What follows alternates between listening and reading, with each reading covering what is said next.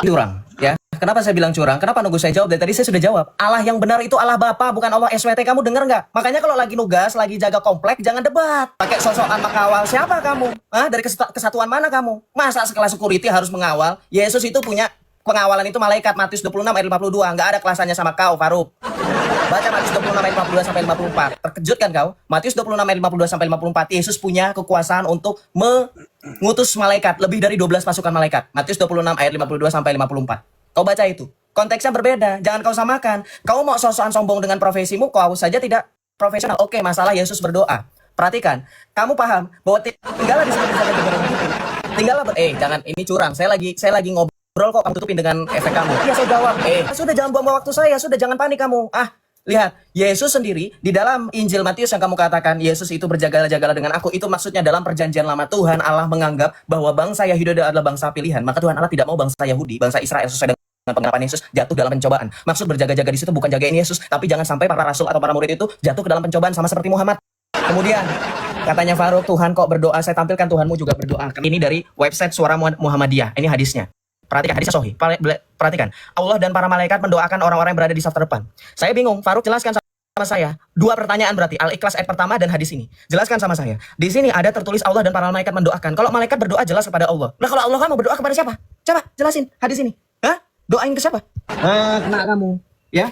Kemudian sekali lagi, kamu mengatakan katanya Yesus itu kenapa dia Tuhan, kenapa dia merasakan. Kamu itu beneran Kristen gak sih? Kamu tahu nggak nubuatan di dalam kitab Yesaya? Kamu bilang katanya nggak mau ngemis-ngemis, jangan ngemis-ngemis dalam kitab Yahudi. Saya tanya sama kamu, tahu apa kamu tentang kanonisasi kitab suci? Saya tanya sama kamu, orang Yahudi punya kitab itu tahun berapa? Saya tanya sama kamu.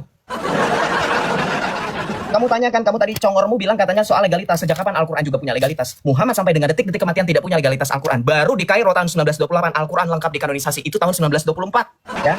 Di dalam Yesaya 53 itu nubuatan tentang Yesus Kristus. Kamu baca di dalam kitab Yesaya Perjanjian Lama. Kamu baca di sini, ya. Perhatikan Yesaya 53. Perhatikan di sini. Ia dihina dan dihindari orang, seorang yang penuh kesengsaraan dan biasa menderita kesaksian. Orang pun menutup muka ketika melihat dia. Perhatikan, ini ayat perjanjian lama tentang nubuatan penyaliban Yesus. Maka Yesus menderita sama seperti kita. Dan di dalam perjanjian baru, di dalam Filipi, perhatikan, di dalam Filipi itu dikatakan bahwa Yesus itu menderita. Di dalam Filipi 2, perhatikan. Di dalam Filipi 2 ayat 6 sampai dengan 11 dikatakan apa? Yang walaupun dalam rupa Allah tidak menganggap kesetaraan dengan Allah itu sebagai milik yang harus dipertahankan. Yesus itu setara dengan Allah. Setara dengan Bapa sesuai dengan Yohanes 10 ayat 30. Aku dan Bapa satu. Faruk, saya minta sama kamu bukti Muhammad pernah mengatakan dirinya satu dengan Allah. Gak bakalan bisa. Hanya Yesus yang mampu mengatakan dalam Yohanes 10 ayat 30. Lihat kemudian di sini dikatakan apa? Melainkan telah mengosongkan dirinya sendiri dan mengambil rupa seorang hamba memang karena dosa kita. Karena Allahmu yang berbuat, karena telah menyesatkan iblis. Sehingga iblis menggoda Adam pada saat dia di Taman Eden. Maka kita kejatuhan dosa. Memang semuanya gara-gara Allah. Gara-gara Allah. Nah, kena lagi Allah kamu. Kita lihat di dalam Al-A'raf ayat 17. Kita baca.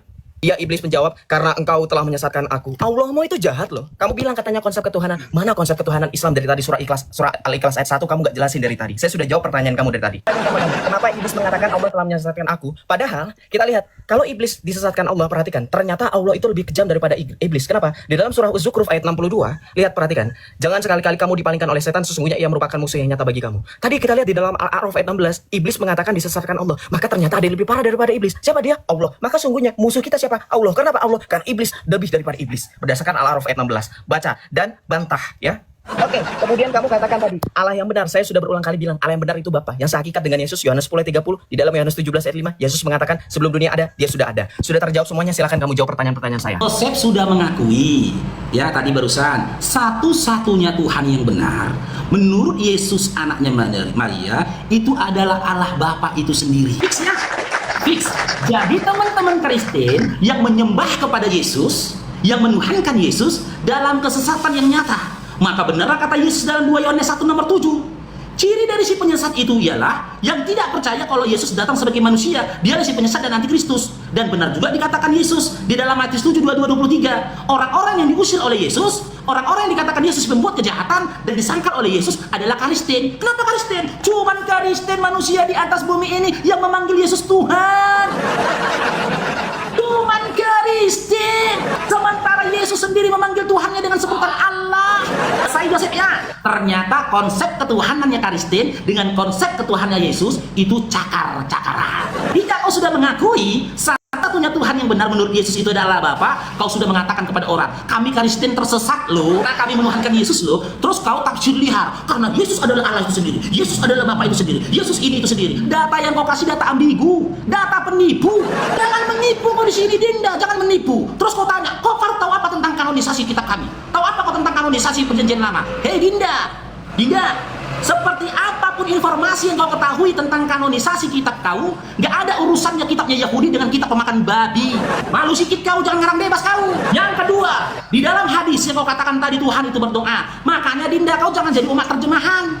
Di dalam original teks itu tidak ada kata doa tidak ada.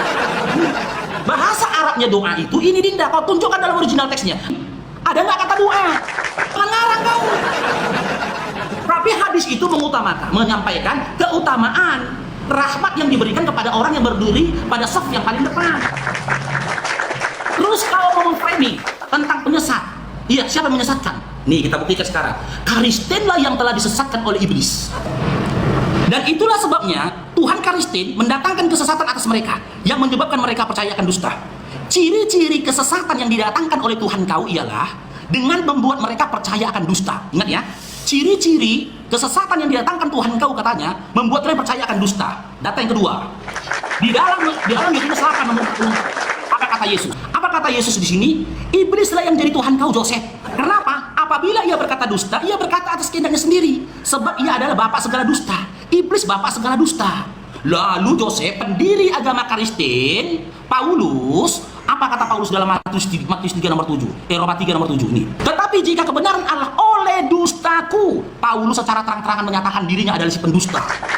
Gede, selamat datang di kebenaran. Ingat tidak ya? 2 Tesalonika 2 nomor 11, ciri dari orang yang didatangkan oleh Tuhan kau, ya, yang didatangkan kesesatan atas diri Tuhan kau, dia percayakan dusta. Yohanes 8:44, Yesus mengatakan, Bapakmu, Tuhanmu adalah iblis ketika engkau berdusta. Dan Paulus dalam Roma 3 nomor 7 mengakui dirinya telah berdusta.